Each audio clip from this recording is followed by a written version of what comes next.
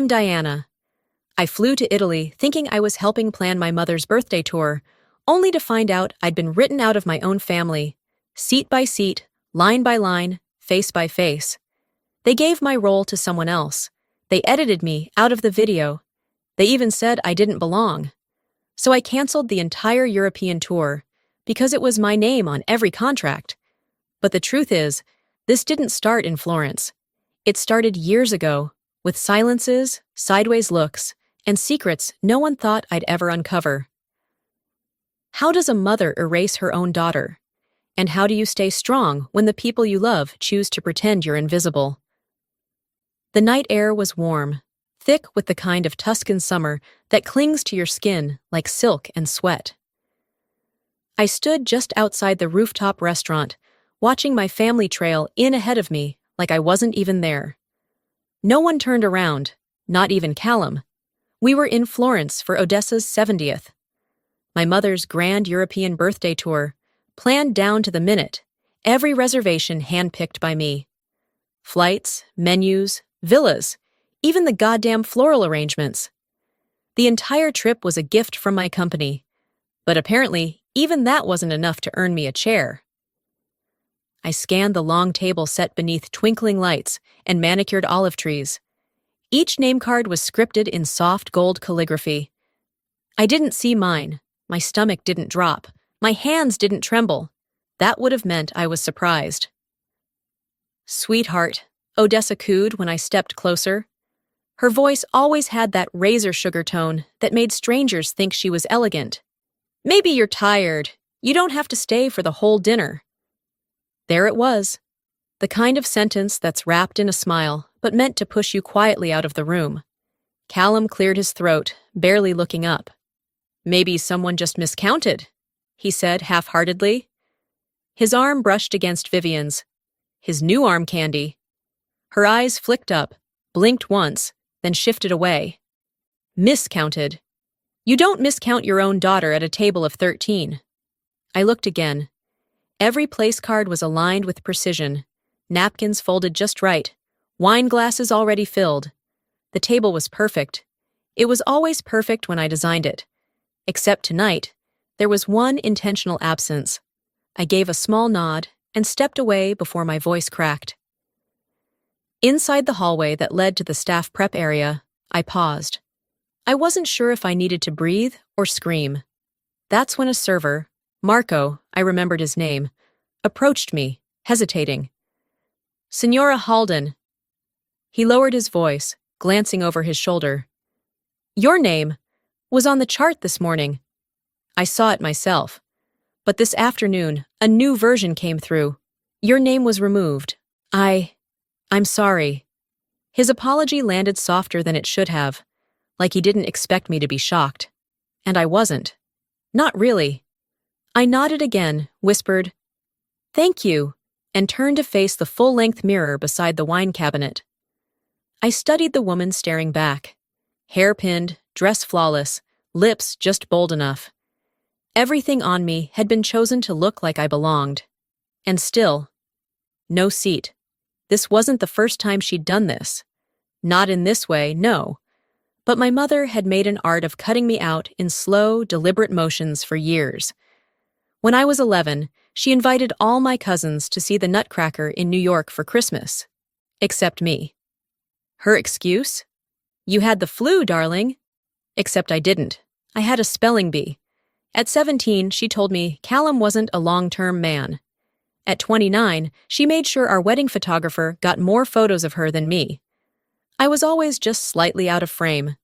And now, at 38, here we were again. I was still just outside the shot. I walked back toward the dining area, the clinking of glasses and laughter folding into a low, contemptuous hum. They were mid-toast.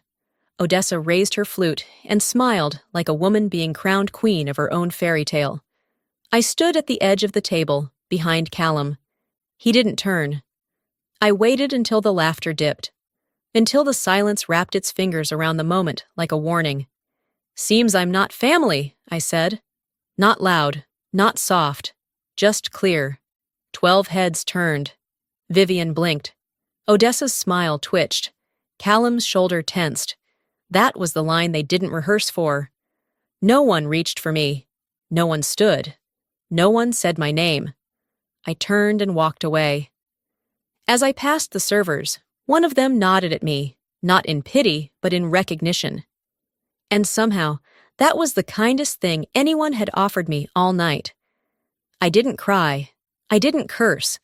I just walked into the elevator, alone, in the dress I'd paid for a dinner I wasn't meant to attend. And when the doors closed, I let the quiet swallow me whole. "Seems I'm not family," I said, steady as the silverware I'd handpicked for a seat I was never meant to fill. I didn't cry when I left the rooftop, but I didn't sleep either. My suite at the Grand Palazzo was as immaculate as I'd designed it to be. Elegant crown molding, floor-to-ceiling views of Florence, a king bed made with military precision. And yet, it felt like a cage.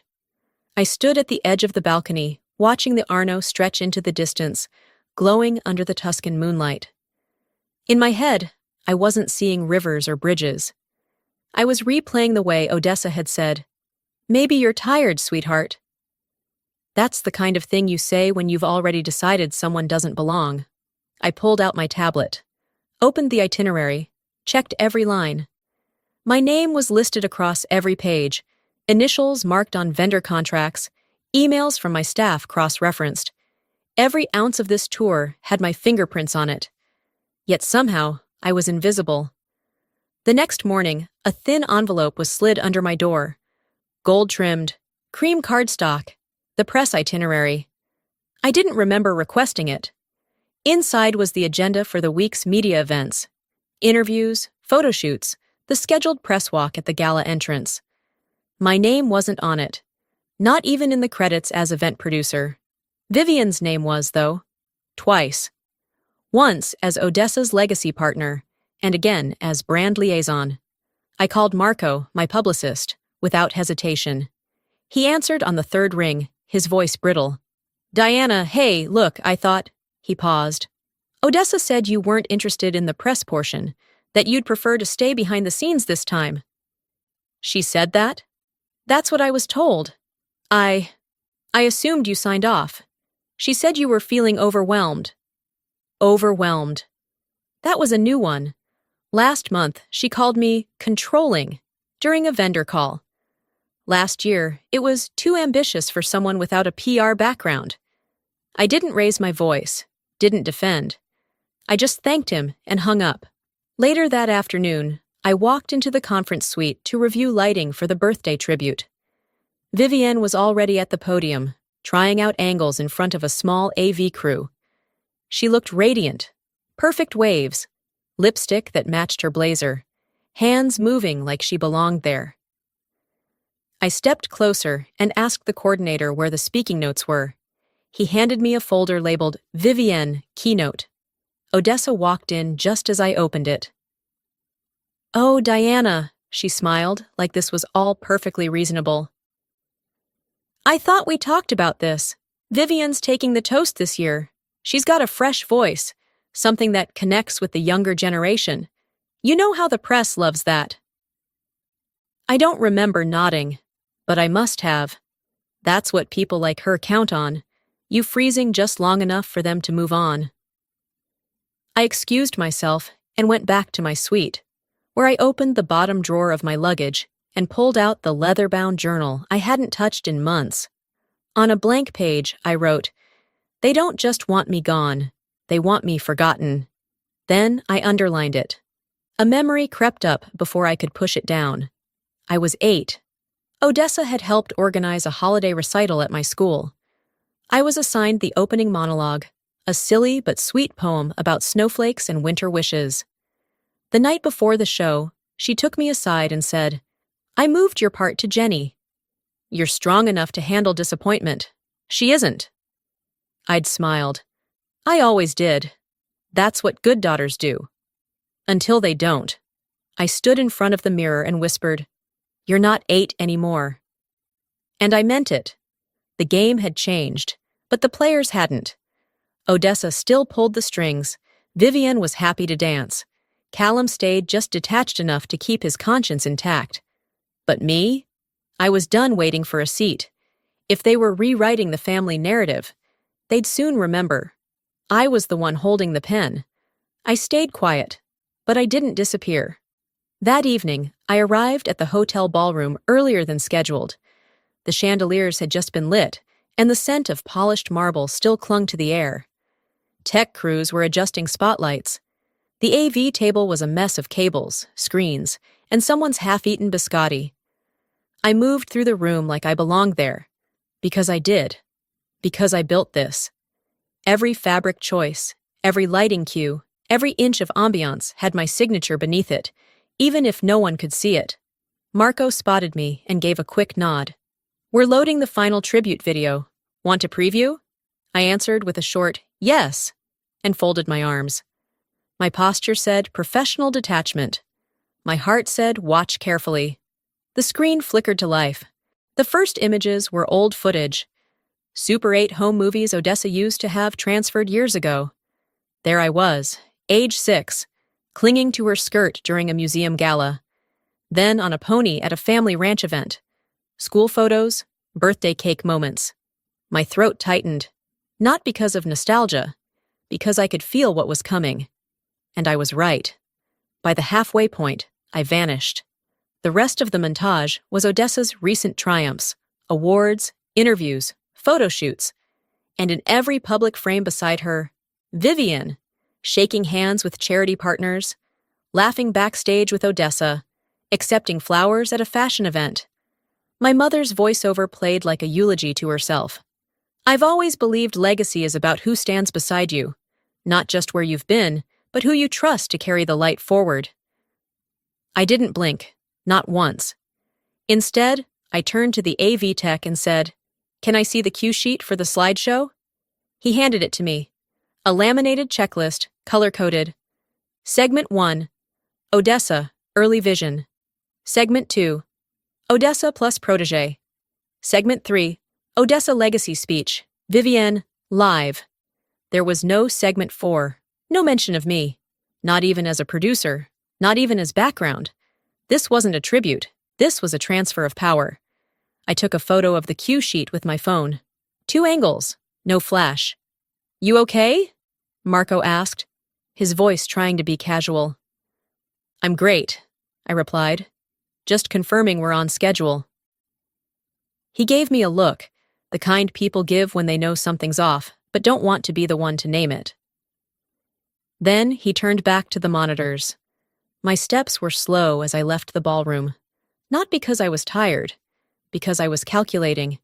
Back in my suite, I opened the archive folder on my tablet, where I kept documentation from every major event I'd ever designed. I uploaded the photo of the cue sheet, labeled it Odessa Tribute Erasure Proof. It wasn't for revenge, it was for memory, for the record, for the next time someone asked, "Are you sure this wasn't just a mistake?" Because it never was. A knock on the door broke the silence. Room service. I hadn't ordered anything, but the staff smiled and handed me a covered tray. Beneath the lid, 1 espresso, 1 handwritten card. Vivienne's handwriting. "She's earned this. Please don't make it about you. V." I laughed. It wasn't loud, it wasn't bitter, it was just tired. Because this is what happens when people are trying to replace you. They don't fight you directly, they fade you out, gradually, softly, so that when you're gone, no one notices you left. The next morning, I remembered something I hadn't thought of in years. My first solo feature in Chicago Celebrates magazine. I was 26. I'd landed the piece on merit.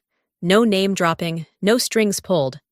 I was so proud I printed a high-gloss copy, framed it, and mailed it to Odessa with a note that said, "In case you want to add it to your office." She never replied. Years later, while helping her assistant move boxes into a storage unit, I found it. Still wrapped in brown paper. Never opened. She'd labeled it, Miscellaneous Press, Diana Miscellaneous. I returned to the present with that memory still hanging on me like smoke. Vivian had a section, a title, a platform, and I had a drawer in a dusty closet no one opened. But here's the thing about closets. They don't stay closed forever. I wrote a new note to myself in my journal. If they were trying to delete me quietly, I would make my return loudly. You can't erase someone who built the foundation under your feet. I repeated that sentence like a mantra as I stepped out of the elevator, heading back to my room. But the second the door slid open, I froze.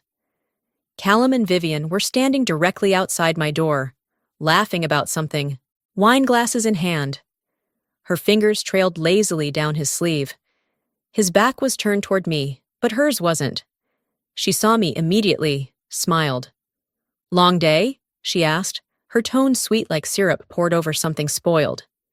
I didn't answer, just slipped past them, unlocked my door, and stepped inside. As the latch clicked shut behind me, I stood there a full minute. No breath, no thought, just stillness so tight it hurt. That placement wasn't coincidence. The next morning, I made my way down to the concierge. I asked, as calmly as I could, if a room change might be possible. Something a little more removed. The young woman at the desk hesitated, typing quickly, then smiled that practiced hospitality smile. "I'm afraid that might be difficult, Ms. Halden. Mrs. Halden requested all family suites be kept close together for unity. It's part of the VIP coordination list." I nodded slowly. Of course she did. It wasn't just the room beside mine. To my right were two other doors, Odessa's personal glam team, the press liaison suite. I was surrounded, like a buffer or a wall. That night, after confirming final logistics with the restaurant, I returned to find the hallway dim and too quiet. I stepped into my room and immediately heard them. Muffled laughter, clinking glass, a chair scraped tile just on the other side of the wall. I tried turning on white noise. It helped, but didn't erase the sound of Vivian's voice rising in mock surprise. Callum's chuckle answering back. I didn't miss the marriage. I missed the version of myself who still believed it had been real. I laid in bed, staring at the ceiling. Odessa had once said, "Marriage is about strategy, not sentiment. You learn that if you want to survive." I was 22 when she said it, 1 month before our engagement party. I thought she was being cynical. Now I think she was being honest. The next morning, I opened my door to head down to breakfast. As I did, I noticed a crisp envelope resting against Vivian's door. I picked it up out of instinct, then saw the label stamped in gold. "Dinner with Odessa, inner circle only." No envelope had come to me. I turned it over slowly. Vivian's name was on the seal. Just then, her door opened. "Oops! Didn't mean to eavesdrop," she said, taking the envelope from my hand without hesitation. "It's just a small thing. Really more for people who understand where the legacy's heading." I stared at her for a beat too long. She didn't blink. I didn't reply. I didn't need to. I turned away, walked down the hall, and ordered a black coffee so bitter it made my teeth sting. Then I returned to my room, opened my laptop, and began reviewing the event's legal paperwork, not for changes, for leverage. Because this wasn't just about speeches and seating charts anymore. They were trying to build something new without me. Pretend I was never the one who taught them how to throw a gala, how to win a crowd, how to make a legacy shine. But I've been behind the scenes long enough to know there's no spotlight without someone managing the electricity. I wrote a new line in my journal, underlined twice. They think they're winning because I'm quiet. But I've been planning events for decades. The biggest scenes happen behind the curtains. They put me next to the mess they made, maybe so I'd watch it burn. But I've lit enough stages to know exactly when to cut the lights. I was up before sunrise. The city hadn't stirred yet, but I had. I slipped into the conference suite where the final printouts were being assembled. Event brochures, media kits, name placards, sponsor packets. Everything looked polished, flawless, expensive. Except for one thing. My name wasn't anywhere. Not under executive event producer, not in the team acknowledgements, not even in the back credits where they usually thank the florist and transportation vendor. It was like I never touched the event, and I had touched everything. I didn't say a word. I took one of the brochures and tucked it under my arm, like a case file. 10 minutes later, I was back in my suite when my phone dinged with an incoming email. Subject line: Updated visuals. Confirm ASAP. It had come from Odessa's assistant, but what caught my eye was that I'd been CC'd accidentally. I opened the thread, scrolled, and there it was. Odessa's message, sent 4 days ago. Let's keep Diana out of the promotional visuals. It confuses the brand hierarchy. Focus on Vivian. She's the right tone for press optics.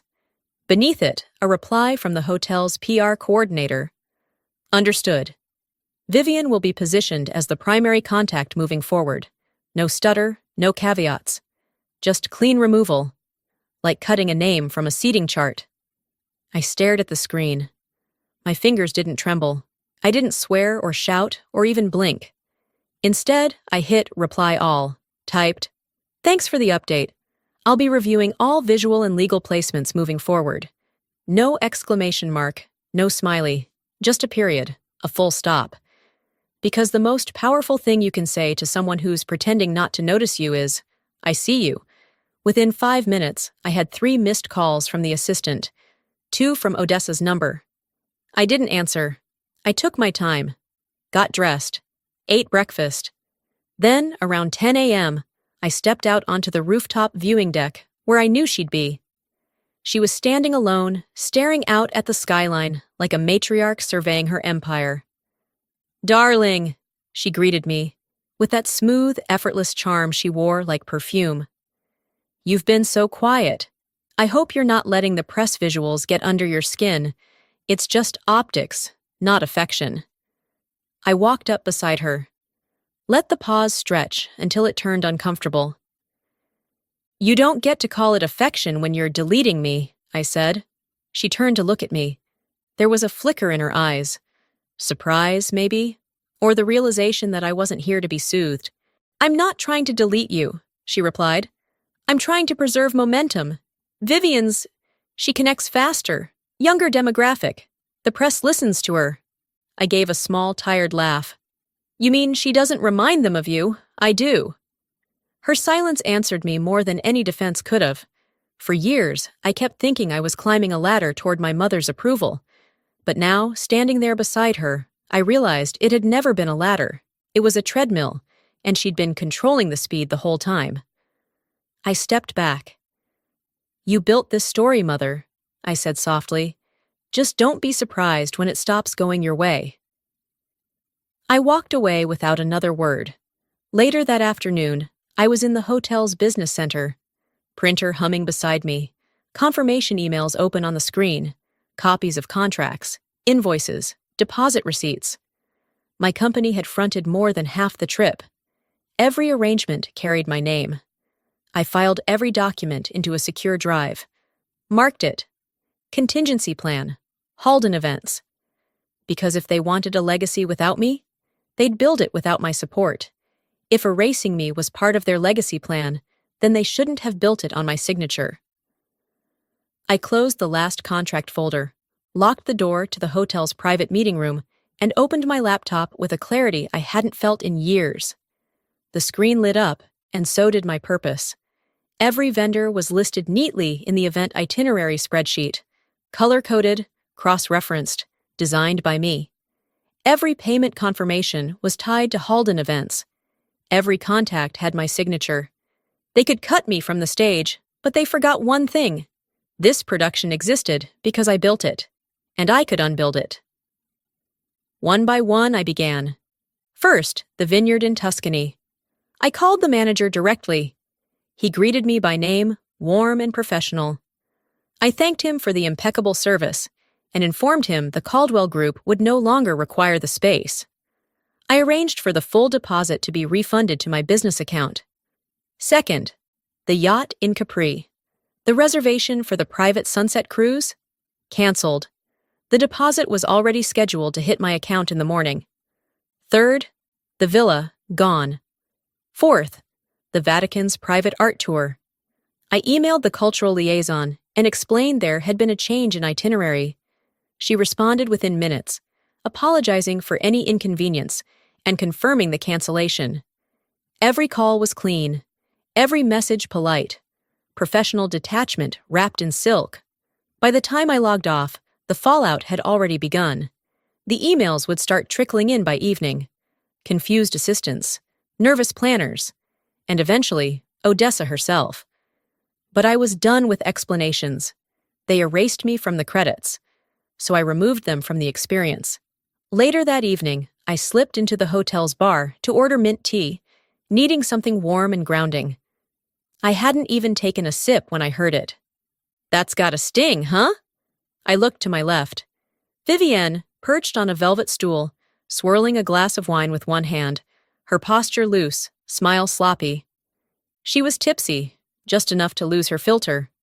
She took another sip, leaned in like we were old girlfriends. "Odessa said I'd be her public face going forward," she whispered, voice sticky with pride. "The whole legacy thing, the gala, the press. It's kind of poetic, right? You set the table. I just get to sit at the head of it." I didn't flinch. I didn't blink. I didn't respond. She smiled like she'd won something, and that told me everything I needed to know. I left her there, in her little moment of imagined victory, and returned to my room. No tears, no speeches, just a pen in my hand and a journal half full of clarity. "This isn't revenge," I wrote. "This is release." Then I drafted a short internal memo to my legal team at Halden Events. Effective immediately, place all current and future Caldwell-related engagements under legal review. No services are to be rendered without written reapproval. I hit send. Then I stood, walked to the window, and watched the lights of Florence begin to glow against the dusky sky. It was almost time. I opened the garment bag and pulled out the navy velvet gown I'd brought for the gala. It wasn't flashy. It wasn't designed to be noticed, but it fit like armor. I dressed with precision, no panic, no shaking hands. Then I picked up my phone and called Marco, the maitre d' at the rooftop restaurant. "Hi, Marco, it's Diana Halden," I said calmly. "Can I stop by for 5 minutes before tonight's event begins? I'd like to confirm a small change in logistics." "Of course, Ms. Halden," he said, warm and eager. "Anything you need." As I hung up, I glanced at myself in the mirror. Not the version they'd tried to erase, not the girl begging for a chair, but the woman who designed the entire damn table. They planned to humiliate me publicly, so I made sure the fallout would be just as visible. From the quiet shadows near the kitchen alcove, I watched the show unfold exactly as they rehearsed it. Candle-lit tables, designer gowns, champagne flutes raised high. Odessa stood center stage, resplendent in emerald silk, a forced youthfulness clinging to her posture. The applause rained over her like confetti. Vivienne sat at her right hand, smiling with the soft humility of someone who knew they were being handed something they hadn't earned. She leaned in as Odessa spoke, nodded on cue, laughed when prompted, like a well-trained echo. My name wasn't on the guest list, not even as a footnote, but I was here, watching every moment, every speech, every lie served on a silver tray. Marco glanced at me from the corner. I gave him the slightest nod. As dessert arrived, a towering millefoglie Odessa insisted be flown in from Milan. Marco approached the table. He leaned down and murmured something into her ear. I saw her blink, then frown. She waved him off. Marco stepped back, respectfully persistent. This time he spoke a little louder, just enough for a few heads to turn. "I'm sorry, Mrs. Halden, but we'll need a new form of payment to continue service. The previous guarantee has been revoked." Odessa gave a brittle laugh. "That's absurd. Use the corporate card." "We tried. It declined." The room shifted. Laughter paused. Forks clinked against china. Odessa's face drained of color, just slightly, but enough for those who knew her to notice. She reached for her purse, realized she didn't have it. Richard, one of her board allies, leaned in. "Is there a problem, Odessa?" I watched the edges of her world begin to fray. And I said nothing. I slipped out before the entire structure buckled under the weight of its own arrogance. There was no need for me to stay. The next morning, it began. My phone buzzed before I finished my espresso. "Don't panic," my PR consultant said, voice clipped and fast. "Odessa's team is trying to control the damage. They're feeding a story to a few blogs." "What kind of story?" She sighed. "That you snapped. Emotional distress. Overstepped. There's already a headline. Event planner snaps at mother's gala." I didn't answer right away. I just closed my eyes and let the silence wrap around me like armor. "They're spinning it hard, Diana. You need to respond before it gets traction." I didn't. Not yet. An hour later, a friend from New York sent me a screenshot. An anonymous quote, conveniently timed, published in a society column. "It's hard watching someone unravel, especially when they used to be so promising." Attributed, of course, to a source close to the family. I stared at it, read it twice. Then I opened my voice memo app and hit record. "My name is Diana Halden," I said quietly, "and I'm not unraveling, I'm remembering." Later that afternoon, I met with someone who owed me a favor. A journalist. Quiet, principled, tired of being told to keep things pretty. I laid it all out. Emails, vendor contracts, payment records, timestamps. I didn't ask for a hit piece. "I don't want drama," I told him. "I want clarity. And I want the truth to be louder than the myth she's trying to sell." He nodded. "You're not the first person Odessa tried to rewrite." That night, I slept with my phone face down. No alerts, no noise. Let them scramble. Let them spin.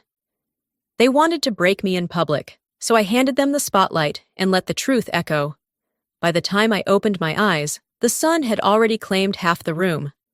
My phone was glowing with missed calls, unread messages, and one lone voicemail from Odessa. I pressed play, letting her voice float through the stillness. "This is embarrassing, Diana. Please stop." No apology, just control disguised as concern.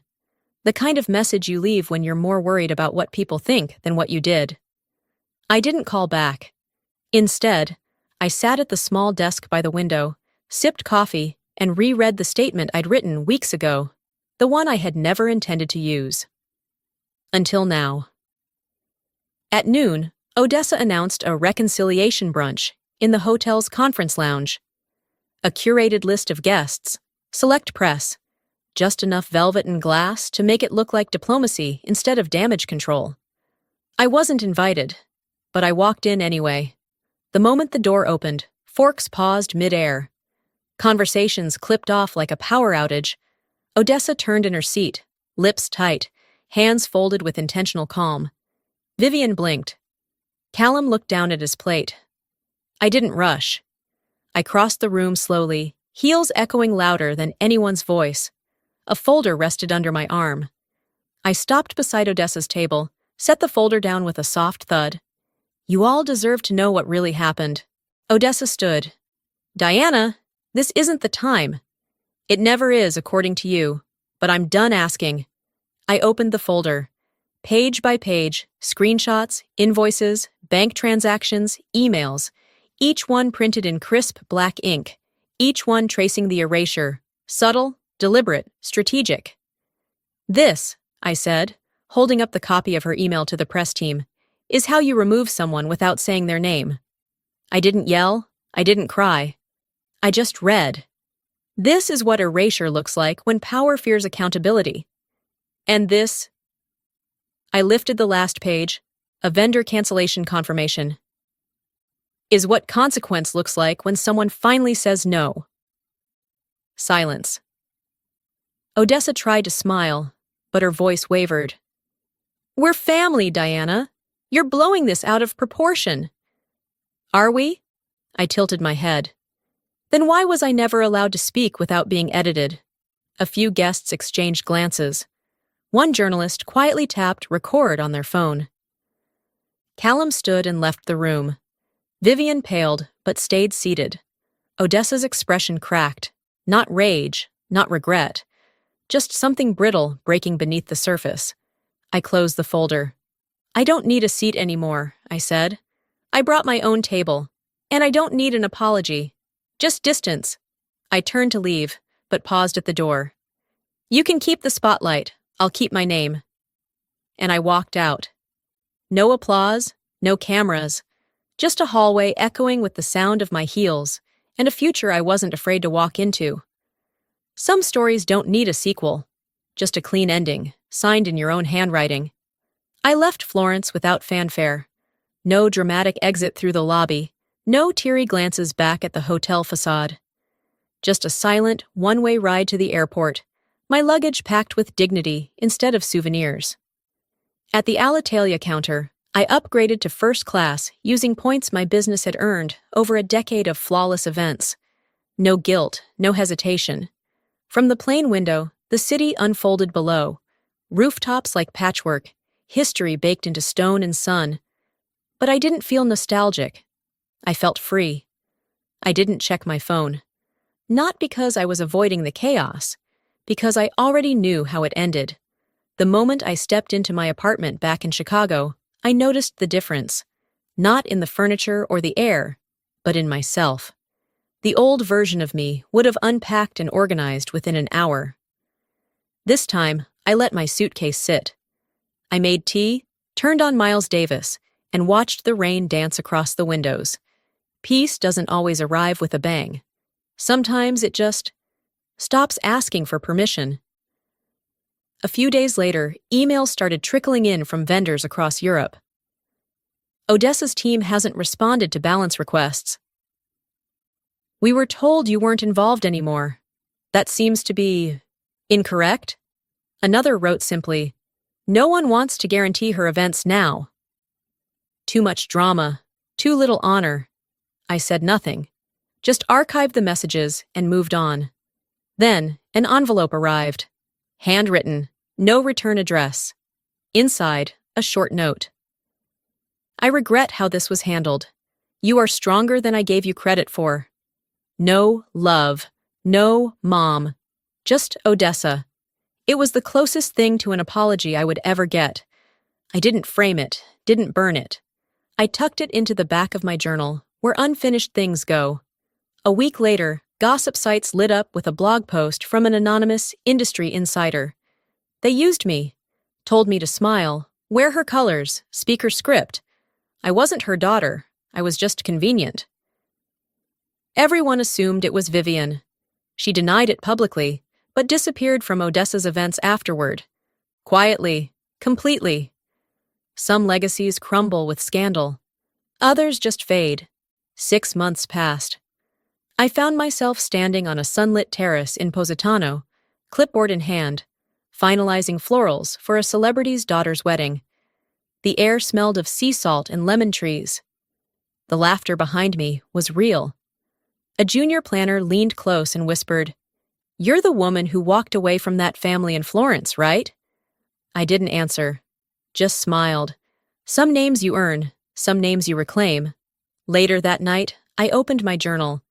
The first entry, once filled with confusion and fear, now had a new line beneath it. They tried to unname me. I renamed myself. Healing isn't about forgiveness. It's about not waiting to be forgiven. It's the power to rewrite your own ending, without permission, without applause, just the sound of your own pen on paper. You can rebuild your legacy, but only if you're brave enough to walk away from the one that broke you. Before I go, let me leave you with this. I used to think family loyalty meant staying quiet, enduring, playing the role someone else wrote for you just to keep the peace. But here's the truth I learned the hard way. Peace that cost you your identity isn't peace, it's erasure. Sometimes the most courageous thing you can do is walk away from a place you were expected to shrink and grow somewhere else on your own terms. If you've ever felt invisible in your own family, if you've ever been made to feel like your presence was optional, let this be your reminder. You don't have to stay where you're not seen. You are allowed to redraw your boundaries. You are allowed to reclaim your name. You are allowed to start over, no matter how late in the story. Now I want to hear from you. Have you ever had to step away from people you loved in order to finally love yourself? Do you think forgiveness always needs to be spoken, or can it live quietly in your decision to move on? Let me know in the comments. Drop a 1 if this story touched something in you, or tell me where you're watching from. If it didn't speak to you, that's okay too. Tell me why. I read every comment. And if you want to hear more stories like this, real, raw, human, don't forget to subscribe. There's always another chapter, and you might just see yourself in the next one. Thank you for being here.